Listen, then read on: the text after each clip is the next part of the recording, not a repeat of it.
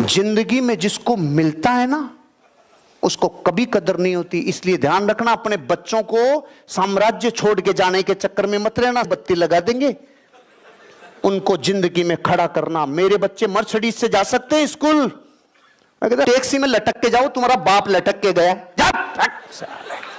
Mercedes में जाए। पापा पापा पापा, पता है मुझे, पता है साला बापू तू बहुत खतरनाक है।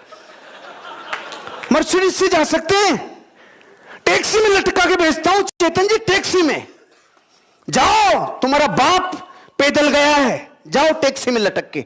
और ये मर्सिडीज कैसे आती है? तुम्हें चुनना होगा, तुम्हें अपनी जिंदगी का चुनाव खुद को करना होगा। अपनी जिंदगी का निर्माण वो करता है जो चुनता है, क्योंकि चुनना अपने जीवन का एक सर्वश्रेष्ठ जिंदगी है।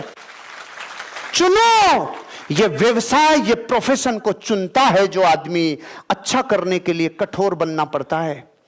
अगर मैं मेरे बच्चों को पुचकारूं ना ऐसे, बेटा मैंने तुम्हारी इतनी व्यवस्था तो कर दी कि तुम्हें जिंदगी में किराया इतना आएगा कि तुम्हारी तो कट जाएगी, तुम मस्त रहो ना। मैं सालों की ऐसी तशरीफ लाल करता हूं इनकी दोनों की, क्योंकि मेरी हुई थी, पिताजी की हुई थी, दादाजी की हुई थी। परंपरा डैडी, परंपरा दादाजी गए थे, आप गए थे, मुझे भी लंदन जाना पड़ेगा। याद आया डायलॉग, कभी खुशी कभी गम। तो मेरे बापू की हुई थी, मेरी भी हुई थी, तो तुम्हारी भी होगी। क्यों? 5 वर्ष से पहले कभी बच्चे को मारना नहीं, ये विज्ञान है। 16 से बाद में कभी सोचना भी मत। लेकिन 6 से लेके 15 तक महान अवसर है, महान अवसर है। सारा गुस्सा ये प्रकृति अवसर इसलिए देती है, और किसी को आप मार भी तो नहीं सकते।